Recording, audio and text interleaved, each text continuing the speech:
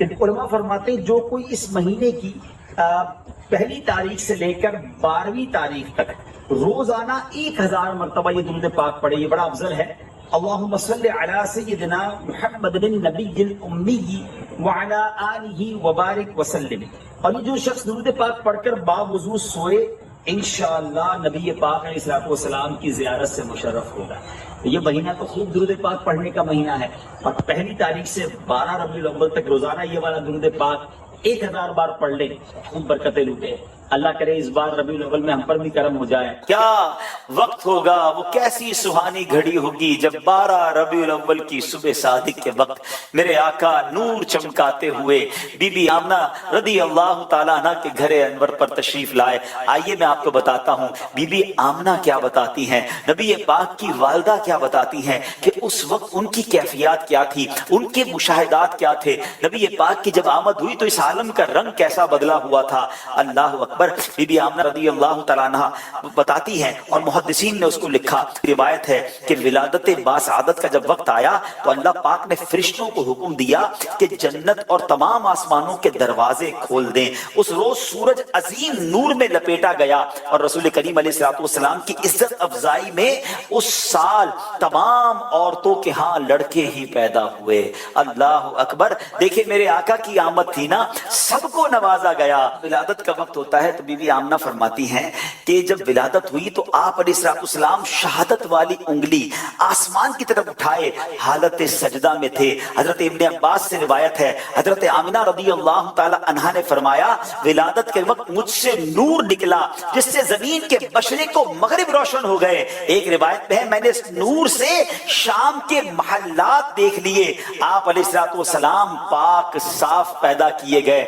اللہ اکبر۔ کیسا وقت ہوگا، کیسی سہانی گھڑی ہوگی۔ نبی پاک علیہ الصلوۃ والسلام کی ولادت باسعادت 12 ربیع الاول پیر کے دن، اور عیسوی سال تھا 571 سن عیسوی، اور یہ 20 اپریل بنتی ہے۔ تاریخ عالم میں یہ وہ نرالا اور عظمت والا دن ہے کہ اسی روز عالم ہستی کے ایجاد کا باعث، گردش لیل و نہار کا مطلوب، خلق آدم کا رمز، کشتی نوح کی حفاظت کا راز، بانی کعبہ کی دعا، ابن مریم کی بشارت کا ظہور ہوا۔ کائنات وجود کے الجھے ہوئے گیسوؤں کو سنوارنے والا، تمام جہاں کے بگڑے نظاموں کو سدھارنے والا، یعنی وہ نبیوں میں رحمت لقب پانے والا، مراد غریبوں کی بر لانے والا، مصیبت میں غیروں کے کام آنے والا، وہ اپنے پرائے کا غم کھانے والا، فقیروں کا ماوا، ضعیفوں کا ملجا، یتیموں کا والی، غلاموں کا مولا، سرد الاصفیاء، اشرف الانبیاء، احمد مجتبیٰ، جناب محمد مصطفیٰ صلی اللہ تعالی علیہ وسلم عالم وجود میں رونق افروز ہوئے، اور پاکیزہ بدن، ناف بریدہ، ختنہ کیے ہوئے، خوشبوؤں میں بسے ہوئے، بحالت سجدہ مکہ مکرمہ کے مقدس سرزمین میں اپنے والد ماجد کے مکان کے اندر پیدا ہوئے۔ والد تو دنیا میں تھے نہیں جو بلائے جاتے اور اپنے نونہال کو دیکھ کر خوب نہال ہوتے، وہ تو پہلے ہی دنیا سے پردہ فرما چکے تھے۔ دادا بلائے گئے، حضرت عبد المطلب کو بلایا گیا جو طواف خانہ کعبہ میں مصروف تھے۔ یہ خوشخبری سن کر آپ کے دادا حضرت عبد المطلب خوش حرم کعبہ سے گھر تشریف لائے، والہانہ جوش محبت میں اپنے پوتے کو اپنے سینے سے لگایا، پھر کعبے میں لے جا کر خیر و برکت کی دعا مانگی اور محمد نام رکھا۔ آپ کے چچا ابو لہب، یاد رہے ابو لہب نبی پاک کا بعد میں سخت دشمن ہوا، غیر مسلم تھا، مگر جب اسے بھتیجے کی خوشخبری ملی تو اس نے اپنی لونڈی سویبہ کو اس گڈ نیوز، اس خوشخبری لانے کی خوشی میں آزاد کر دیا۔ ذرا یاد رہے اس زمانے میں غلام کنیز جو تھے یہ ایک ویلتھ تھی، ایک مال تھا۔ گویا اس نے نبی پاک کی ولادت کی خوشی میں اپنا کچھ مال خرچ کیا۔ اب جب ابو لہب دنیا سے چلا گیا، احادیث کی شرح میں لکھا ہے کہ جب ابو لہب کو دنیا سے جانے کے بعد اس کے جاننے والوں نے خواب میں دیکھا اور اس کا حال پوچھا تو اس کا یہ کہنا تھا کہ میں نے اپنے بھتیجے محمد بن عبداللہ صلی اللہ تعالی علیہ وسلم کی ولادت کے وقت جو اپنی لونڈی کو آزاد کیا تھا، سویبہ کو آزاد کیا تھا، تو اس انگلی کے ذریعے کچھ پانی پلا دیا جاتا۔ ذرا غور کیجئے ناظرین، ابو لہب وہ ہے ناظرین جس کی مذمت میں قرآن پاک کی ایک پوری سورت موجود ہے، تبت یدا ابی لہب، یعنی ابو لہب نبی پاک کا سخت دشمن تھا، مگر پیارے آقا کی ولادت کے وقت کچھ مال خرچ کیا، کچھ خوشی منائی، تو اسے کچھ نہ کچھ ریلیف، کچھ نہ کچھ عذاب میں تخفیف دی جاتی ہے۔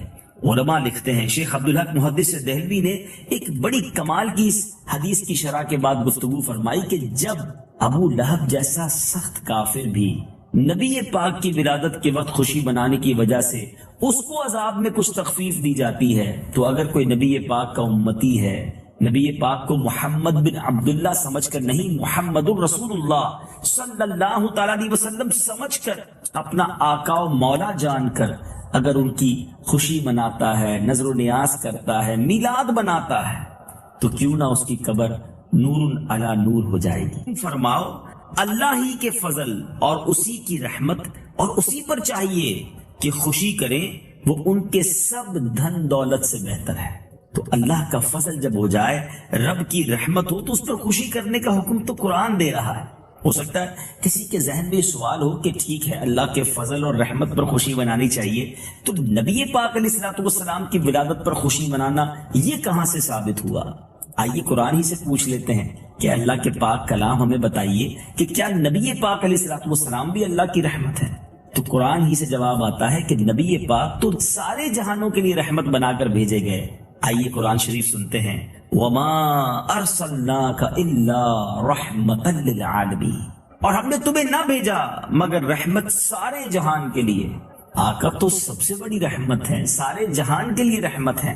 بہرحال نبی پاک کے چاہنے والے صدیوں سے ان کا میلاد مناتے آتے، اور آج بھی آل اراؤنڈ دا ورلڈ سب سے زیادہ مسلمان جس تہوار میں خوشی مناتے ہیں وہ نبی پاک کا میلاد ہی ہے، اور نبی پاک سے اپنی محبتوں، عقیدتوں کا اظہار کیا جاتا ہے۔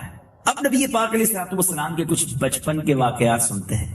سب سے پہلے نبی پاک علیہ الصلوۃ والسلام نے ابو لہب کی جو لونڈی تھی سویبہ، حضرت سویبہ کا دودھ نوش فرمایا، پھر اپنی والدہ ماجدہ بی بی آمنہ کے دودھ سے بھی سیراب ہوتے رہے، پھر حضرت حلیمہ سعدیہ رضی اللہ تعالی عنہا کی قسمت کا ستارہ چمکا اور وہ اپنے قبیلے میں ان کو اپنے ساتھ لے گئی اور اپنا دودھ پلاتی رہی، اور انہی کے پاس نبی پاک علیہ الصلوۃ والسلام کے دودھ پلانے کا زمانہ گزرا۔ عرب کے لوگوں میں ایک دستور تھا ناظرین کہ وہ اپنے بچوں کو ایک اچھی نشو و نما کے لیے، تازہ آب و ہوا کے لیے گاؤں میں بھیج دیا کرتے تھے، ولیجز میں بھیج دیا کرتے تھے، جہاں ان کو دودھ پلانے والی دائیاں بھی ہوتی تھی، اس سے ان کی زبان بھی بڑی فصیح عربی ہو جاتی، کیونکہ آج بھی جو بگ سٹیز ہیں، جس کو آپ یوں کہیے کہ کاسموپولیٹن سٹیز ہوتی ہیں، جس میں دنیا بھر کے لوگ آ جاتے ہیں رہنے کے لیے، مختلف زبانوں کے لوگ رہتے ہیں، تو جو اوریجنل لینگویج ہے وہ ڈسٹرب ہو جاتی ہے، لیکن ایگزیکٹلی جو گاؤں ہوتے ہیں، دیہات ہوتے ہیں، وہاں جو زبان ہوتی ہے وہ بڑی خالص رہتی ہے۔ امید ہے آپ اشارہ سمجھ گئے ہوں گے۔ تو عرب کے لوگوں کا بھی یہ دستور تھا اور ان کو اپنی عربی سے بڑا پیار ہے، تو وہ چاہتے تھے کہ ہمارے بچے جو ہیں وہ گاؤں میں کچھ بچپن کا وقت گزاریں، تاکہ ان کی جو اسٹارٹنگ ہے، ایک تو آب و ہوا بھی اچھی ہو، پرفضا مقام بھی ہو، اور زبان بھی فصیح رہے۔ تو یہ عرب کے لوگوں کا دستور تھا۔ اب بی بی حلیمہ سعدیہ رضی اللہ تعالیٰ عنہ کا ماجرا بڑا عجیب تھا۔ آپ فرماتی ہے ہمارے گھر میں قحط تھا، میں خود بھی بڑی لاغر تھی، کھانے پینے کو کچھ تھا نہیں، میرے اپنے جسم میں بھی دودھ کی بڑی کمی تھی، اور میں بڑی پریشانی کے عالم میں مکہ مکرمہ جب اور دائیاں بچوں کو لینے آئیں تو میں بھی ان کے ساتھ آئی، مگر میری حالت دیکھ کر، کمزوری دیکھ کر مجھے کسی نے اپنا بچہ نہ دیا۔ ایک بڑے نورانی چہرے والے بچے کو میں نے دیکھا، میں نے سوچا خالی ہاتھ جانے سے بہتر ہے میں ہی اس نورانی چہرے والے خوبصورت بچے کو لے جاتی ہوں، اور یہیں سے بی بی حلیمہ سعدیہ کی قسمت کا ستارہ چمک اٹھا۔ حالات کیسے تبدیل ہوئے ناظرین، اس سے بڑھ کر کیا بات ہوگی کہ آج 1450 سال کے قریب وقت گزر چکا ہے، آج بھی کتابوں میں بی بی حلیمہ سعدیہ کا نام جگمگا رہا ہے۔ جب نبی پاک کی بات ہوتی ہے بی بی حلیمہ سعدیہ کا ذکر ضرور ہوتا ہے۔ ایسا ذکر بلند ہو گیا نبی پاک کی اس خدمت کی صدا میں، نبی پاک کی اس خدمت کی برکت سے۔ سبحان اللہ، وہ شاعر لکھتے ہیں نا، میرا نام کرے گا روشن دو جگ میں نام تمہارا، سبحان اللہ۔ نبی پاک کو جب وہ لے کر جاتی ہیں، اور اب جب انہوں نے نبی پاک علیہ السلام کو خیمے میں جا کر دودھ پلانا چاہا، خود بی بی حلیمہ سعدیہ فرماتی کہ میرے جسم میں دودھ کی فراوانی ہو گئی۔ میرا ایک بیٹا بھی تھا، یعنی نبی پاک علیہ السلام کے جو رضائی بھائی تھے، انہوں نے بھی شکم سیر ہو کر پیٹ بھر کر دودھ پیا، اور نبی پاک علیہ السلام نے بھی دودھ نوش فرمایا۔ اب بی بی حلیمہ سعدیہ کا جو سفر تھا ناظرین، وہ بڑا بیزک تھا، بڑا کمال کا تھا۔ آتے ہوئے جو خچر جو ہے وہ سب سے پیچھے رہ جاتا تھا، اب وہ خچر سب سے آگے ہے۔ ساتھ والے لوگ کہتے ہیں حلیمہ کیا وہی خچر جس پہ تم آئی تھی؟ مگر اب برکات نبوت کا ظہور ہو رہا تھا، نبی پاک کی یوں سمجھیے کہ برکتیں ظاہر ہو رہی تھی۔ کیسا برکت والا بچہ لائی ہو اے حلیمہ، جس نے تمہارے حالات ہی بدل کر رکھ دیے ہیں۔ اب بی بی حلیمہ سعدیہ جب اپنے گھر پہنچتی ہیں تو آپ فرماتی جیسے ہم گھر میں داخل ہوئے، ہمارے گھر میں جتنے جانور تھے سب کے تھن دودھ سے خشک ہم چھوڑ کر گئے تھے، سب کے تھن جو ہے وہ یکایک دودھ سے بھر گئے، ہمارے برتن بھی دودھ سے بھر گئے۔ جب ہم نے ان تھنوں کو دوہا تو سارے برتن دودھ سے بھر گئے، گھر والوں نے بھی دودھ بہت شوق سے پیا۔ بی بی حلیمہ سعدیہ کہتی میرے شوہر نے بھی دودھ پیا، اور ہم سب سکون کی نیند سوئے، اور یہی گفتگو کرنے لگے کہ لگتا ہے ہمارے گھر میں کسی برکت والے کے قدم آ گئے۔ سبحان اللہ، ایسا سینیریو تبدیل ہوا اس پورے علاقے کا۔ بی بی حلیمہ سعدیہ کے گھر میں اس زمانے میں کوئی لائٹ نہیں تھی، یاد رہے یہ صدیوں پرانی بات ہے، مگر پورے گاؤں میں آپ کا گھر جگمگایا کرتا تھا۔ لوگ صبح پوچھتے تھے اے حلیمہ کون سا چراغ جلاتی ہو کہ رات بھر تمہارے گھر سے روشنی آتی ہے؟ اور بی بی حلیمہ فرمایا کرتی کوئی اور چراغ نہیں ہے، ایسا نورانی بچہ لائی ہوں جس کے چہرے سے نور کی کرنیں نکلا کرتی ہیں۔ ناز کر تو اے حلیمہ سرورے کونین پر، گر لگی اچھی تو تیری جھونپڑی اچھی لگی۔ بی بی حلیمہ سعدیہ رضی اللہ تعالیٰ عنہ کے یہاں کچھ اور بھی واقعات ہوئے ناظرین، ذرا بچپن کی کچھ اداؤں کو سنتے ہیں کہ آپ علیہ الصلوۃ والسلام کا جو گہوارہ تھا، جو جھولا تھا، وہ خود بخود ہلتا تھا اور اس کو فرشتے ہلاتے تھے۔ نبی پاک علیہ الصلوۃ والسلام بچپن میں چاند کی طرف انگلی اٹھا کر جب اشارہ فرماتے تو چاند نبی پاک کی انگلی کے اشاروں پر حرکت کیا کرتا تھا۔ جب آپ کی زبان مبارک کھلی، سب سے پہلا کلام جو آپ کی زبان مبارک سے نکلا وہ یہ تھا اللہ اکبر، اللہ اکبر، الحمدللہ رب العالمین وسبحان اللہ بکرۃ واصیلا۔ بچوں کی عادت کے مطابق آپ کبھی بھی آپ نے اپنے کپڑوں میں بولو براز نہیں فرمایا، بلکہ ہمیشہ ایک معین ایک پرٹیکولر ٹائم پر آپ رفع حاجت کے لیے تشریف لے جاتے۔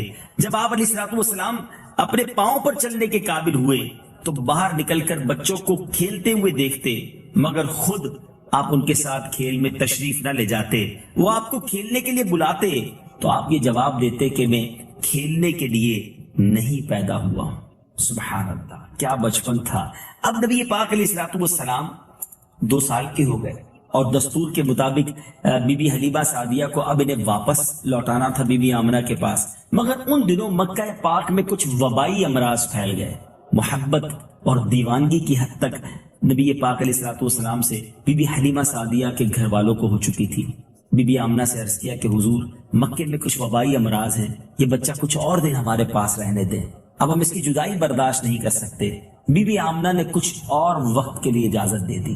نبی پاک کی نشو نما عام بچوں سے بڑی سپیڈی تھی، بہت تیزی کے ساتھ آپ گرو کر رہے تھے، آپ کی نشو نما ہو رہی تھی۔ اب آپ نے پوچھا کہ یہ روز صبح میرے بھائی بہن کہاں چلے جاتے ہیں؟ جو بی بی حلیمہ سعدیہ کے بچے تھے، تو کہا کہ وہ بکریاں چرانے جاتے ہیں۔ آپ نے فرمایا کہ مجھے بھی اپنے بھائی بہن کے ساتھ بھیج دیا کرو۔ یاد رہے ناظرین، بکریوں کو چرانا اور ان کی دیکھ بھال کرنا یہ انبیاء کی سنت ہے، اور نبی پاک نے بچپن ہی میں خصلت نبوت کا گویا اظہار فرما دیا۔ اور اب کیا ہوا؟ ایک بڑا ہی عجیب واقعہ ہوا، اور یہ واقعہ نبی پاک کے ان کمالات میں سے ہے جو اعلان نبوت سے پہلے بڑے بڑے کمالات ہوئے، ان میں سے ایک ہے، اور وہ ہے شق صدر کا واقعہ۔ معاملہ یہ ہوا کہ بی بی حلیمہ سعدیہ کے فرزند دمرہ یہ دوڑتے ہوئے ہانپتے کانپتے اپنے گھر آئے، کیونکہ یہ صبح صبح نبی پاک کے ساتھ چراگاہ کی طرف گئے تھے، اور آ کر کہتے کہ غضب ہو گیا، ہمارے بھائی محمد صلی اللہ تعالی وسلم کو 3 آدمیوں نے جو سفید لباس پہنے ہوئے تھے انہوں نے چت لٹا کر ان کے پیٹ کو، ان کے سینے کو پھاڑ دیا ہے، اور میں اسی حال میں انہیں چھوڑ کر آیا۔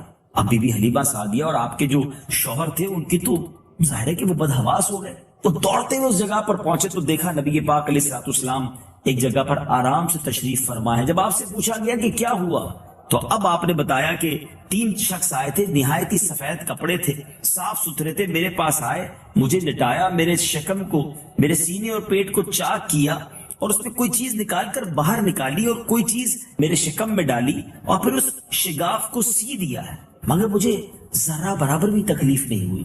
بی بی حلیمہ سعدیہ اور ان لوگوں کے لیے تو یہ بالکل نئی بات تھی نا، تو اب یہ گھبرائے ہوئے بی بی آمنہ رضی اللہ تعالیٰ عنہ کے پاس آئے اور کہا کہ آپ اپنے بچے کو واپس لے لیجیے۔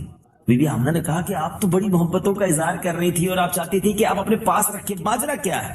تو انہوں نے سارا واقعہ سنا اور کہا کہ میں ڈر ہے کہ کوئی آسیب وغیرہ کا معاملہ نہ ہو۔ اللہ اکبر۔ اب جو بی بی آمنہ رضی اللہ تعالی عنہا نے جواب دیا، سبحان اللہ، آپ فرماتی ہرگز نہیں، خدا کی قسم میرے نور نظر پر ہرگز ہرگز کبھی بھی کسی جن یا شیطان کا عمل دخل نہیں ہو سکتا، میرے بیٹے کی بڑی شان ہے۔ اب بی بی آمنہ رضی اللہ تعالی عنہا نے بی بی حلیمہ سعدیہ رضی اللہ تعالی عنہا کو ایام حمل کے، پھر ولادت کے جو حیرت انگیز واقعات تھے وہ سنایا اور انہیں سنا کر مطمئن کر دیا۔ اب حضرت حلیمہ سعدیہ نبی پاک علیہ الصلوۃ والسلام کو اپنی والدہ ماجدہ کے سپرد کر کے اپنے گاؤں واپس چلی گئی، اور اب نبی پاک علیہ الصلوۃ والسلام اپنی والدہ ماجدہ کی آغوش تربیت میں پرورش پانے لگے۔ ناظرین، یہ جو شک صدر ہوا اس کے بارے میں علماء نے بڑی خوبصورت ڈیٹیل ہمیں بتائی ہے۔ چنانچہ حضرت مولانا شاہ عبد العزیز محدث دہلوی رحمۃ اللہ تعالی علیہ نے سورہ علم نشرہ کی تفسیر میں فرمایا کہ نبی پاک علیہ الصلوۃ والسلام کا جو سینہ اقدس ہے اس میں نور و حکمت کا خزینہ بھرا گیا اور یہ 4 مرتبہ شک صدر ہوا۔ جی ہاں ناظرین، یہ بات ہمیں معلوم ہونی چاہیے کہ یہ جو نبی پاک کے ساتھ معاملہ سینہ چاک کر کے نور و حکمت کو جو بھرا گیا یہ 4 بار ہوا۔ پہلی مرتبہ پیارے آقا علیہ الصلوۃ والسلام کے ساتھ جو یہ ہوا یہ بی بی حلیمہ سعدیہ رضی اللہ تعالیٰ عنہ کے گھر ہوا، جس کا بھی ذکر ہوا۔ اس کی حکمت یہ تھی کہ نبی پاک ان وسوسوں اور خیالات سے محفوظ رہیں جن میں بچے مبتلا ہو کر کھیل کود اور شرارتوں کی طرف مائل ہو جاتے ہیں۔ دوسری بار شک صدر 12 برس کی عمر میں ہوا تاکہ جوانی کی جو پرآشوب شہوتوں کے خطرات ہیں اس سے آپ بے خوف ہو جائیں، سبحان اللہ۔ تیسری بار غار حرا میں شک صدر ہوا کیونکہ اب نبی پاک علیہ الصلوۃ والسلام پر وحی کا نزول ہونا شروع ہو رہا تھا اور آپ وحی الہی کے عظیم اور گراں بار بوجھ کو برداشت کر سکیں، اس لیے آپ کے سینے میں مزید نور اور حکمتوں کو داخل کیا گیا۔ اور چوتھی بار جو آپ کا شک صدر ہوا وہ شب معراج ہوا کیونکہ اب دیدار الہی کا معاملہ تھا اور اس اتنی وسعت اور صلاحیت پیدا کرنا مقصود تھی کہ آپ دیدار الہی کی تجلیوں اور کلام ربانی کی ہیبتوں اور عظمتوں کے متحمل ہو سکیں۔ سبحان اللہ، کیا بات ہے میرے آقا علیہ الصلوۃ والسلام کی کہ آپ کے سینے کو کس طرح حکمتوں اور نور سے بھرا گیا۔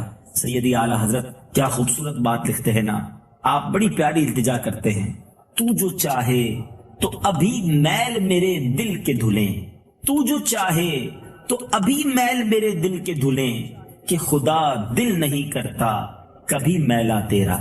اللہ کریم نبی پاک علیہ الصلوۃ والسلام سے سچی محبت عطا فرمائے۔ آپ کی سیرت کی بھی کیا بات ہے، جتنا سنتے جائیں محبت میں مزید اضافہ ہوتا جاتا ہے۔ اللہ کرے کہ نبی پاک کی مبارک سیرت کو پڑھ کر ان کے نقش قدم پر چلنے کی ہم سب کوشش کریں۔